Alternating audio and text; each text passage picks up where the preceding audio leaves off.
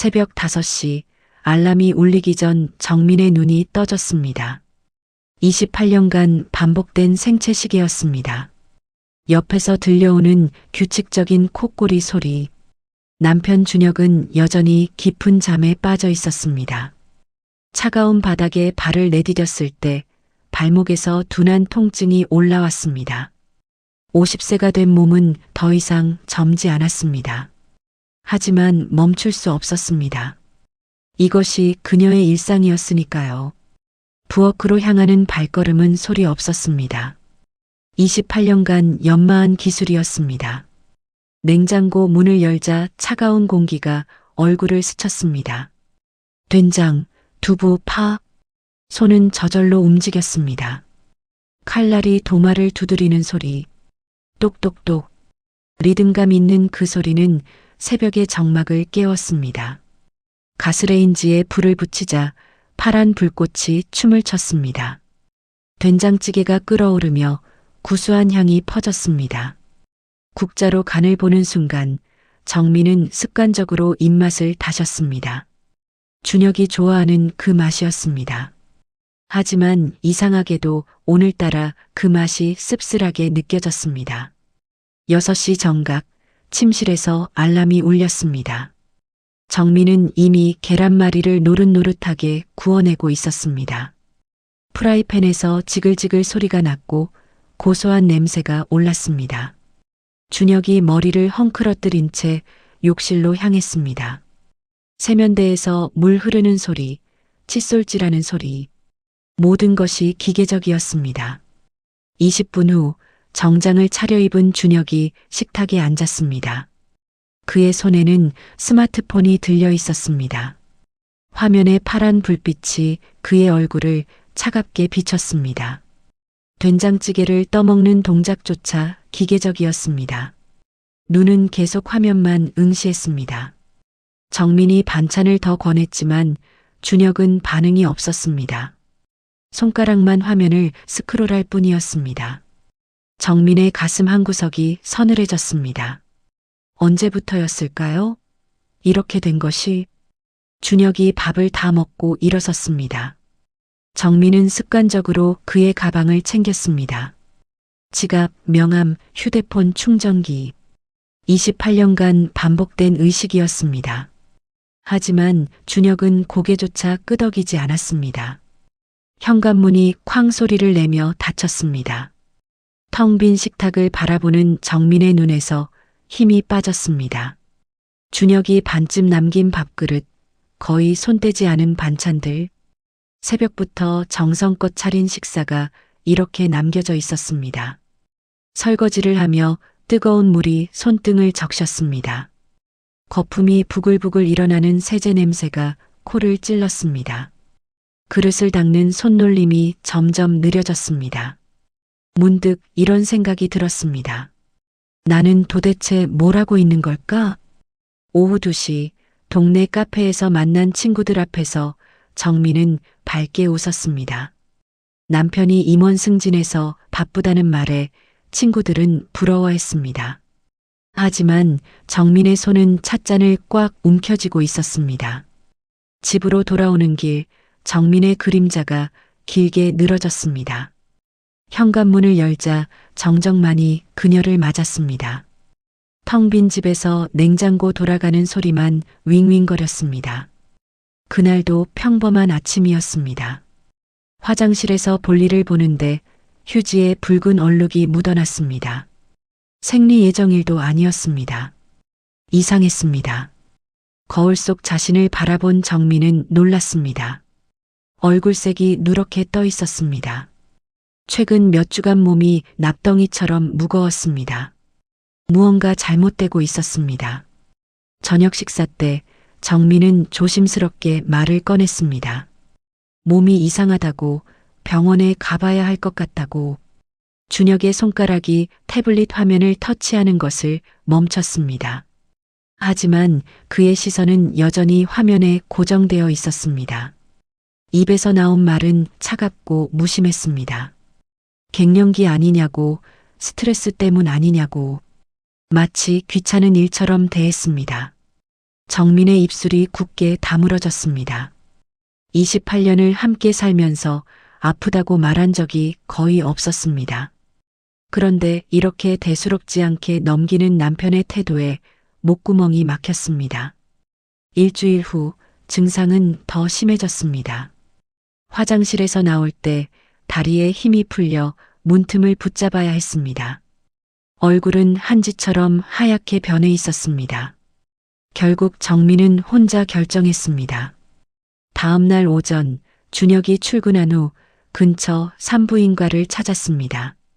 병원 대기실 의자에 앉자 플라스틱의 차가운 감촉이 등골을 타고 올라왔습니다. 진찰실에서 의사는 정민의 증상을 하나하나 물었습니다. 하열의 양, 통증의 정도, 가족력. 정민이 대답할 때마다 의사의 펜 끝이 차트 위를 바쁘게 움직였습니다. 정밀 검사가 필요하다는 말에 정민의 심장이 빠르게 뛰기 시작했습니다. 초음파 검사대에 누워 천장의 둥근 조명을 바라봤습니다. 차가운 제리배에 발라지자 소름이 돋았습니다. 모니터 속 흑백 화면에서 무언가가 움직였습니다. 의사의 표정이 점점 굳어지는 것이 느껴졌습니다. 공기가 무겁게 가라앉았습니다. 일주일 후 결과를 들으러 간 날이었습니다. 의사의 입에서 나온 5글자. 자궁암 3기. 그 말이 정민의 귀를 때렸습니다. 세상의 모든 소리가 사라지는 것 같았습니다. 의사가 계속 무언가 설명했지만 입모양만 보일 뿐이었습니다. 자궁 적출, 항암 치료, 5년 생존율. 단어들이 물속에서 들리는 것처럼 멀게 느껴졌습니다. 언제 수술을 받을 수 있냐는 정민의 물음에 의사는 가능한 빨리 하는 게 좋다고 답했습니다. 다음 주 수요일, 수술 날짜가 정해졌습니다. 버스 안에서 정민은 창밖을 바라봤습니다. 사람들이 분주히 걸어가고 있었습니다. 모두 자신만의 일상을 살아가는 모습이 부러웠습니다. 처음으로 죽음이라는 단어가 뇌리를 스쳤습니다. 집에 돌아와 거실 소파에 주저앉은 순간 참았던 눈물이 터져 나왔습니다. 저녁 시간 준혁이 돌아왔을 때 정민은 이미 저녁상을 차려놓고 있었습니다. 식탁에 앉은 준혁에게 정민이 떨리는 목소리로 말했습니다. 병원에 다녀왔다고, 자궁암이라고, 수술해야 한다고. 준혁의 젓가락이 공중에서 멈췄습니다. 그의 얼굴에서 혈색이 싹 빠졌습니다.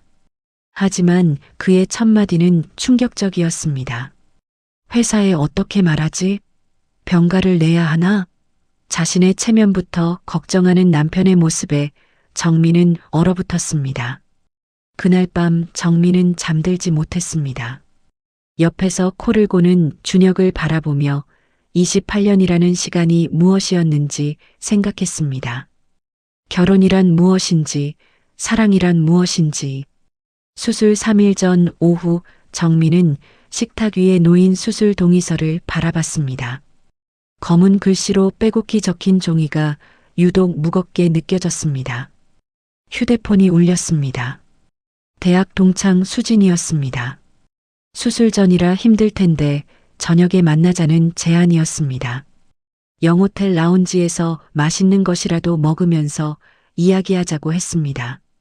정민은 고개를 끄덕였습니다. 혼자 있으니 자꾸 불안한 생각만 들었습니다.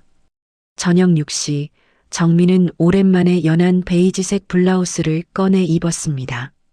영호텔에 도착해 엘리베이터를 기다리고 있을 때였습니다. 옆쪽 엘리베이터에서 딸랑 소리가 나며 문이 열렸습니다. 정민의 시선이 그쪽으로 향했습니다. 그 순간 정민의 심장이 멈췄습니다. 준혁이 젊은 여자와 함께 나오고 있었습니다. 여자는 30대 초반으로 보였습니다. 어깨까지 내려오는 웨이브 머리, 몸에 딱 맞는 흰색 원피스. 준혁의 손이 여자의 허리에 자연스럽게 올려져 있었습니다. 여자가 준혁을 올려다보며 미소 짓고 있었습니다. 정민의 입안이 순식간에 바싹 말랐습니다. 준혁이 여자에게 무언가 속삭였습니다. 여자가 깔깔 웃으며 준혁의 가슴팍을 손바닥으로 살짝 쳤습니다. 연인들이나 하는 장난스러운 스킨십이었습니다. 두 사람이 로비 쪽으로 걸어가고 있었습니다. 준혁의 얼굴에는 집에서 한 번도 본 적 없는 부드러운 미소가 떠 있었습니다. 정민은 재빨리 기둥 뒤로 몸을 숨겼습니다. 심장이 쿵쾅거려 가슴이 터질 것 같았습니다. 준혁과 여자가 프런트 데스크로 향했습니다. 준혁이 직원에게 무언가 말하더니 카드키를 받았습니다. 카드키, 객실 카드키였습니다. 여자가 준혁의 팔짱을 끼며 몸을 바짝 붙였습니다. 준혁도 자연스럽게 여자를 안아줬습니다. 두 사람이 다시 엘리베이터로 향했습니다. 이번에는 객실용 엘리베이터였습니다. 엘리베이터 문이 닫히기 전 마지막 순간 정민은 봤습니다. 준혁이 여자의 입술에 키스하는 모습을. 엘리베이터 문이 완전히 닫혔습니다. 정민은 그 자리에서 움직일 수 없었습니다. 다리에 힘이 빠져 기둥에 등을 기댔습니다. 28년을 함께 산 남편이 다른 여자와 호텔 객실로 올라간 것입니다. 엘리베이터 문이 완전히 닫혔습니다. 정민은 그 자리에서 움직일 수 없었습니다. 다리에 힘이 빠져 기둥에 등을 기댔습니다. 28년을 함께 산 남편이 다른 여자와 호텔 객실로 올라간 것입니다. 뒤에서 수진이 다가왔습니다. 정민의 창백한 얼굴을 보고 놀랐습니다. 괜찮냐고 묻는 수진의 목소리가 멀리서 들려왔습니다. 정민은 고개를 저었습니다. 말이 나오지 않았습니다. 수진이 걱정스럽게 팔을 잡았습니다. 몸이 안 좋으면 오늘은 그냥 집에 가자고 했습니다. 하지만 정민은 고개를 저었습니다. 괜찮다고, 올라가자고 간신히 목소리를 짜냈습니다. 라운지에서 수진과 마주 앉았지만 정민은 아무것도 먹을 수 없었습니다. 목구멍으로 넘어가지 않았습니다. 수진이 계속 걱정하며 물어봤지만 정민은 괜찮다고만 했습니다. 수술 때문에 예민해진 것 같다고 둘러댔습니다. 돌아오는 택시 안에서 정민은 창밖을 바라봤습니다. 지나가는 불빛들이 눈물 때문에 번져 보였습니다. 현관문을 열고 들어서니 텅 빈 집이 그녀를 맞았습니다. 준혁은 아직 돌아오지 않았습니다. 거실 소파에 털썩 주저앉은 정민의 눈에서 뜨거운 눈물이 흘러내렸습니다. 밤 11시가 넘어서야 준혁이 돌아왔습니다. 머리가 촉촉했습니다. 샤워를 한 것이었습니다. 친구 만나고 왔다는 준혁의 말에 정민은 아무 말도 하지 않았습니다. 그날 밤 정민은 잠들지 못했습니다. 수술을 사흘 앞두고 이런 일을 알게 되다니. 정민의 뺨을 눈물이 타고 흘러내렸습니다. 베개가 차갑게 젖어들었습니다. 수술 당일 새벽 정민의 눈이 저절로 떠졌습니다. 입안이 바싹 말라 혀끝이 거칠거칠했습니다. 금식 때문에 물 한 모금도 마실 수 없었습니다. 준혁은 아직 잠들어 있었습니다. 규칙적인 숨소리만 들려왔습니다. 정민이 조심스럽게 침대에서 일어나 샤워실로 향했습니다. 따뜻한 물이 어깨를 적셨지만 몸의 떨림은 멈추지 않았습니다. 7시에 준혁의 알람이 울렸습니다. 그가 알람을 끄고 벌떡 일어났습니다.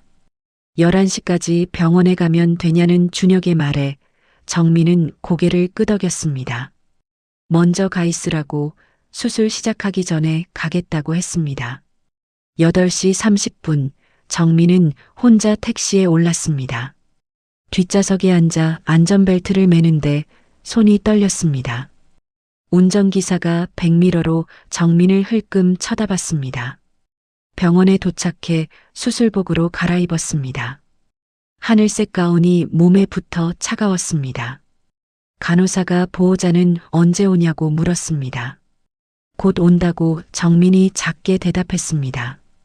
10시 30분 준혁이 나타났습니다. 정장 차림에 서류 가방을 든 모습이었습니다. 침대 발치에 서서 의사의 설명을 들었습니다. 의사가 설명하는 동안 준혁은 시계를 몇 번 쳐다봤습니다. 발끝으로 바닥을 톡톡 두드리기도 했습니다. 초조함과 짜증이 역력했습니다. 수술실로 들어가겠다는 의사의 말에 간호사들이 침대를 밀기 시작했습니다. 정민은 고개를 살짝 들어 준혁을 바라봤습니다. 하지만 준혁은 한 걸음 뒤로 물러섰습니다. 빨리 끝내고 나오라는 말만 남기고 준혁이 돌아섰습니다. 엘리베이터로 향하는 그의 뒷모습을 정민은 지켜봤습니다. 수술실 문이 닫히기 전 마지막 순간 복도를 바라봤습니다. 준혁의 모습은 이미 보이지 않았습니다. 의사가 마스크 너머로 눈을 구부리며 힘내라고 말했습니다. 따뜻한 미소였습니다. 마취제가 들어가자 의식이 흐려졌습니다. 정민의 마지막 생각은 이것이었습니다. 혼자구나. 완전히 혼자구나. 3시간 후 정민이 회복실에서 눈을 떴을 때 주변을 둘러봤습니다. 하얀 침대와 의료기기들만 보였습니다.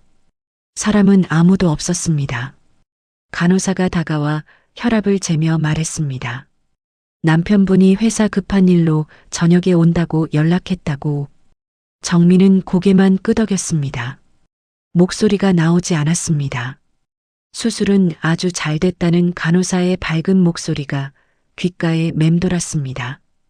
일반 병실로 옮겨진 후에도 정민은 혼자였습니다.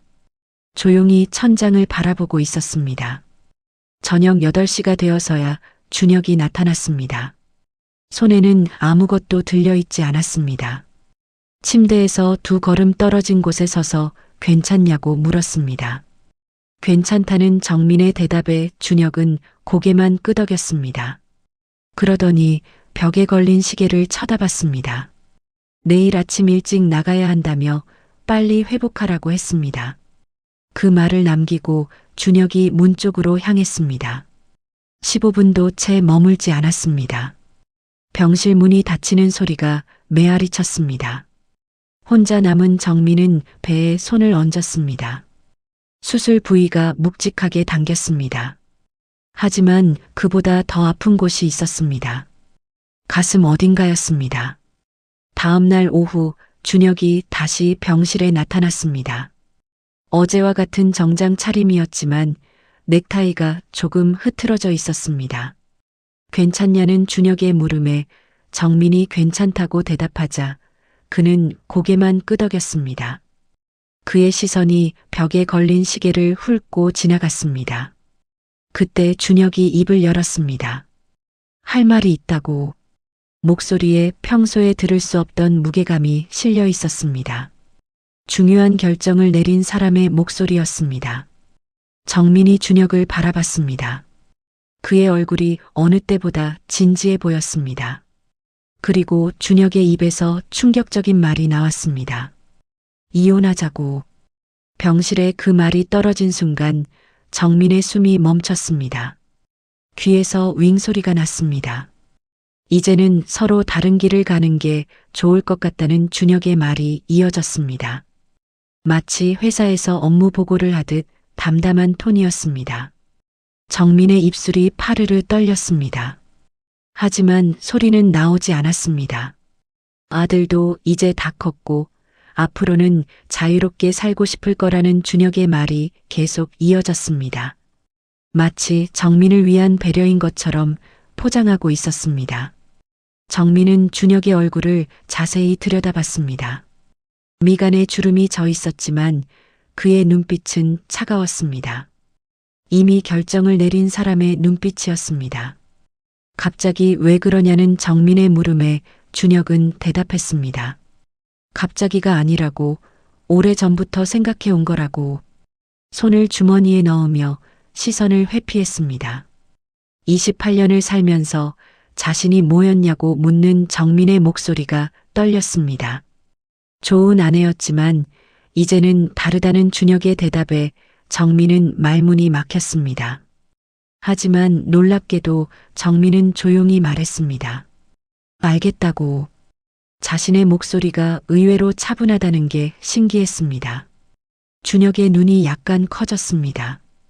더 격렬한 반응을 예상했던 모양이었습니다.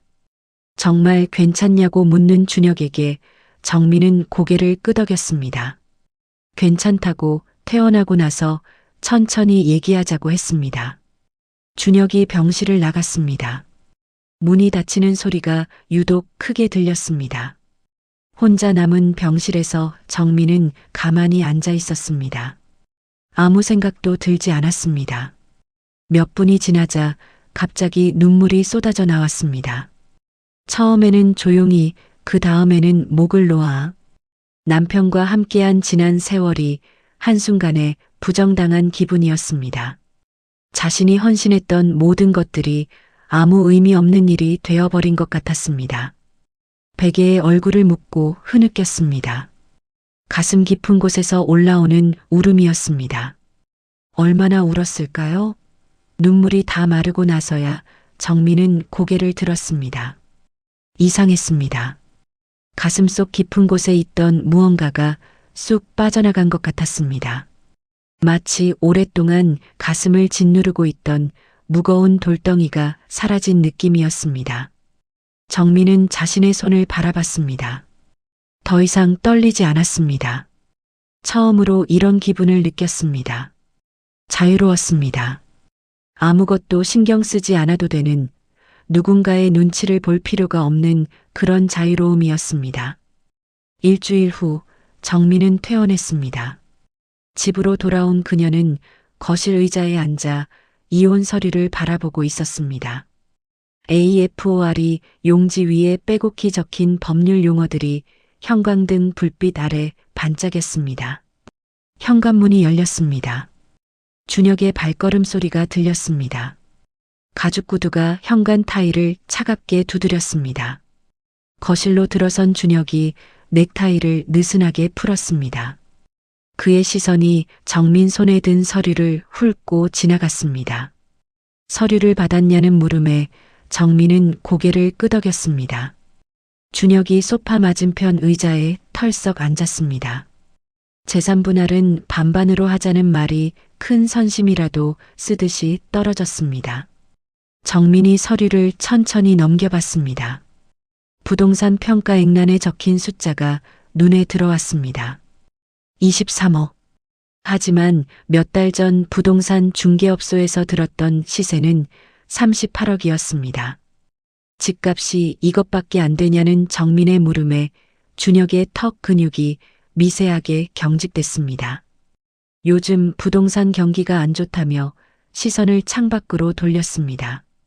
예금 잔고를 확인한 정민의 눈썹이 찌푸려졌습니다. 준혁 명의 통장에 5천만 원.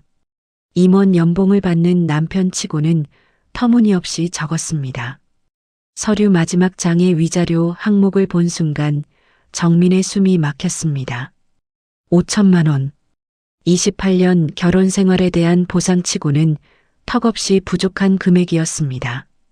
왜 위자료를 줘야 하냐고 반문하는 준혁의 목소리에 날이 서 있었습니다.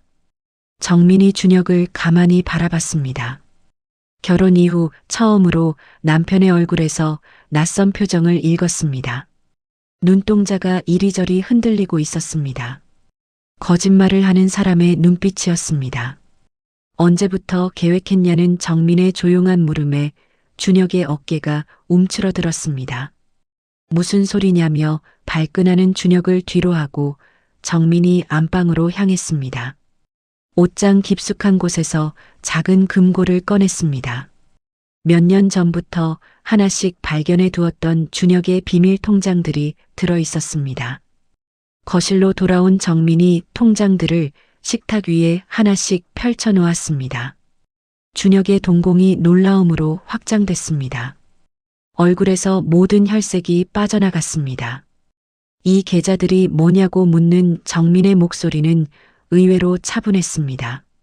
하지만 그 속에 차가운 칼날 같은 것이 숨어 있었습니다. 준혁이 벌떡 일어나 통장들을 빼앗으려 했지만 정민은 전혀 동요하지 않았습니다. 언제부터 알고 있었냐고 떨리는 목소리로 묻는 준혁에게 정민이 대답했습니다.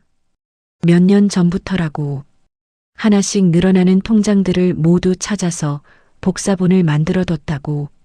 재산 은닉과 불륜 증거가 모두 변호사에게 넘어갔다는 말에 준혁의 다리에 힘이 빠졌습니다. 의자에 주저앉으며 머리를 감쌌습니다. 그때 준혁의 휴대폰이 울렸습니다. 발신자는 저장되지 않은 번호였습니다. 정민이 전화를 받으라고 말했습니다. 스피커 모드로 켜라고 했습니다. 떨리는 손으로 통화 버튼을 누르는 준혁의 모습이 초라해 보였습니다. 젊은 여자의 목소리가 거실에 울려 퍼졌습니다. 오빠 언제 오냐고 묻고 있었습니다. 새로 산 원피스를 보여주고 싶다는 말에 정민의 표정이 굳었습니다. 여보세요, 최유진 씨죠? 정민이 조용히 말했습니다. 전화기 너머 막히는 정적이 흘렀습니다. 준혁의 부인이라고 자신을 소개하는 정민의 목소리는 차분했습니다. 내일 변호사 사무실에서 만나자고 했습니다. 최유진이 뭔가 변명하려 했지만 정민이 전화를 끊었습니다. 준혁이 무너져 내렸습니다. 소파에 기대며 고개를 떨궜습니다. 모든 게 끝났다는 걸 알았기 때문입니다. 정민은 준혁을 내려다봤습니다.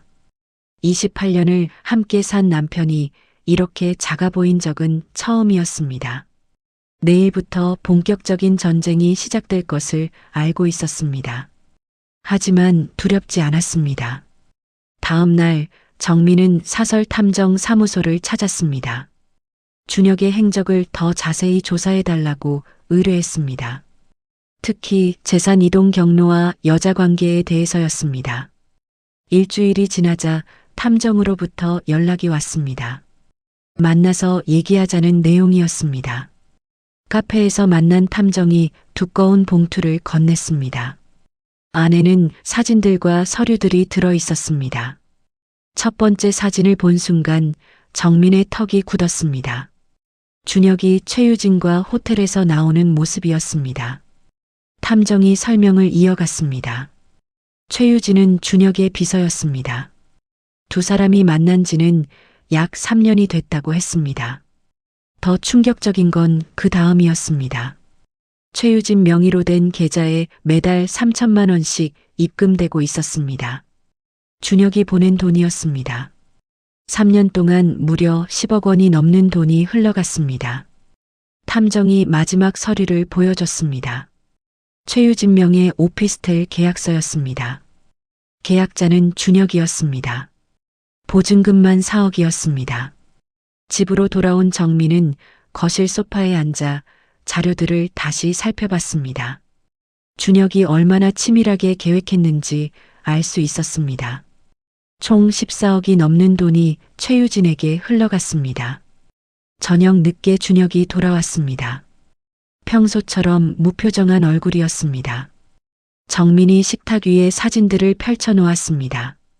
준혁의 발걸음이 현관에서 멈췄습니다. 최유진이라는 이름을 입에 올리자 준혁의 얼굴이 하얗게 변했습니다. 입술이 파르르 떨렸습니다. 언제부터 알고 있었냐고 묻는 준혁의 목소리가 갈라졌습니다. 방금 알았다고 하지만 이제 모든 걸 알았다고 정민이 조용히 대답했습니다. 준혁이 벌떡 일어나며 사진들을 빼앗으려 했습니다.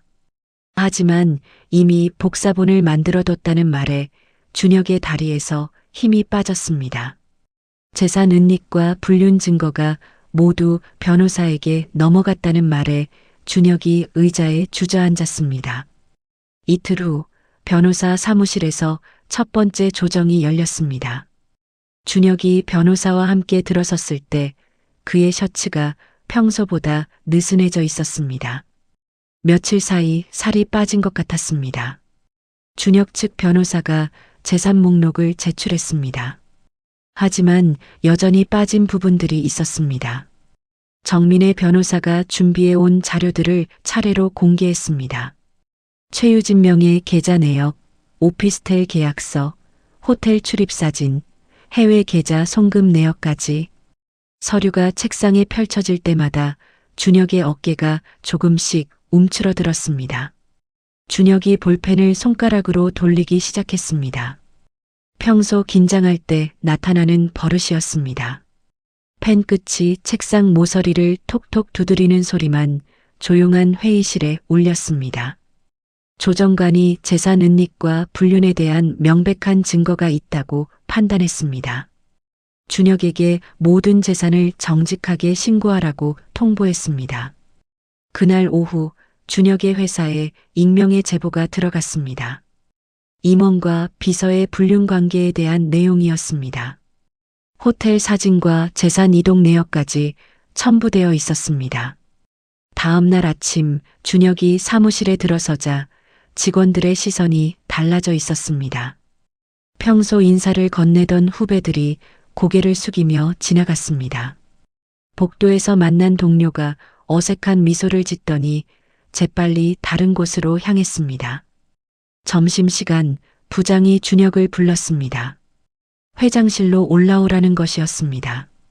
1시간 후 준혁이 회장실에서 나왔을 때 그의 손이 미세하게 떨리고 있었습니다. 얼굴빛이 제빛으로 변해 있었습니다. 사표가 든 봉투를 꽉 움켜쥐고 있었습니다.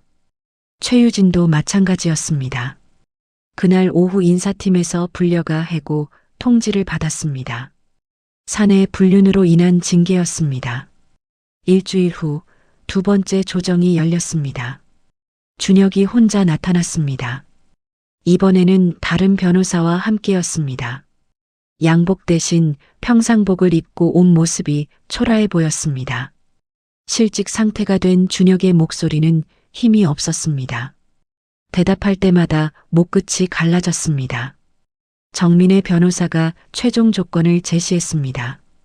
아파트 매각 후 7대4로 분할하고 예금도 같은 비율로 나누되 위자료로 준혁 몫의 절반을 추가 지급하라는 내용이었습니다. 사실상 전 재산의 85%를 정민이 가져가는 것이었습니다. 준혁의 턱이 아래로 떨어졌습니다. 입을 다물려 했지만 쉽게 다치지 않았습니다. 그때 준혁의 휴대폰에 문자가 왔습니다. 최유진에게서였습니다. 오피스텔을 급매로 내놓았다는 내용이었습니다. 외국으로 나간다고 했습니다. 준혁이 휴대폰을 내려다보는 눈에서 모든 빛이 사라졌습니다. 어깨가 축 늘어지며 의자 등받이에 기댔습니다. 알겠다는 준혁의 목소리가 바람 빠진 풍선처럼 작게 들렸습니다. 조정관이 합의서에 서명하라고 말했습니다. 준혁이 펜을 들었을 때 손목이 부르르 떨렸습니다. 서명하는 동안 그의 눈꺼풀이 작게 깜빡거렸습니다. 정민은 조용히 그 모습을 지켜봤습니다. 가슴 깊은 곳에서 무언가 뜨거운 것이 올라왔지만 눈물은 나오지 않았습니다. 이미 흘릴 눈물은 다 흘렸습니다. 한 달 후 정식 이혼이 성립됐습니다. 정민이 받은 것은 아파트 매각 대금의 대부분과 예금, 그리고 위자료였습니다. 총 32억에 달하는 금액이었습니다. 준혁은 남은 돈으로 작은 원룸을 얻었습니다. 최유진은 오피스텔을 처분하고 연락이 끊어진 상태였습니다. 준혁은 텅 빈 원룸에 앉아 창밖을 바라봤습니다. 평생을 쌓아온 모든 것이 한순간에 무너져 내린 것을 실감했습니다. 그제야 깨달았습니다. 진짜 소중한 것이 무엇이었는지를. 하지만 이미 손에서 영원히 떠나버린 후였습니다. 이혼이 성립된 지 2달이 지났습니다. 정민은 새로 이사한 아파트에서 첫날 아침을 맞고 있었습니다. 베란다 창문으로 스며든 햇살이 거실 바닥에 네모난 무늬를 그렸습니다. 아직 가구가 별로 없어 발걸음 소리가 텅 비어 울렸습니다. 하지만 이상하게도 외롭지 않았습니다. 오히려 가볍고 자유로웠습니다. 병원에서 만났던 여성이 생각났습니다. 수수루 같은 병실에 입원했던 강미숙. 그녀가 운영하는 발효식품 공방 이야기를 들려줬을 때의 따뜻한 미소가 떠올랐습니다. 정민은 휴대폰을 들어 강미숙에게 전화를 걸었습니다. 공방 일을 함께 해보고 싶다고 말했습니다. 강미숙의 기쁜 목소리가 들려왔습니다. 일주일 후 정민은 공방에서 첫날을 시작했습니다. 누룩을 빚고 막걸리를 담그고 사람들을 가르치는 일. 모든 것이 새로웠지만 두렵지 않았습니다. 오히려 설렜습니다. 50세에 처음으로 자신만을 위한 선택을 하고 있었습니다. 누군가의 아내가 아닌, 누군가의 며느리가 아닌, 오직 자기 자신으로 살아가는 삶이었습니다. 저녁이 되자 공방에는 따뜻한 웃음소리로 가득 찼습니다. 수강생들과 함께 만든 막걸리를 나눠 마시며 이런저런 이야기를 나눴습니다. 정민은 생각했습니다. 이것이 진짜 행복이구나. 28년 동안 놓치고 있었던 진짜 행복이 바로 이것이구나. 창밖으로 해가 지고 있었습니다. 주황빛 노을이 하늘을 물들이고 있었습니다. 정민은 창가에 서서 그 풍경을 바라봤습니다. 새로운 시작. 진짜 나로 살아가는 삶. 50세에 찾은 자유. 정민의 입가에 미소가 번졌습니다. 인생의 늦은 때란 없다는 것을 깨달았습니다. 때로는 무너뜨려야 새로 쌓을 수 있는 법입니다. 끝이라고 생각했던 그 자리가 진짜 시작점일 수도 있습니다. 정민의 새로운 인생은 이제 막 시작되고 있었습니다.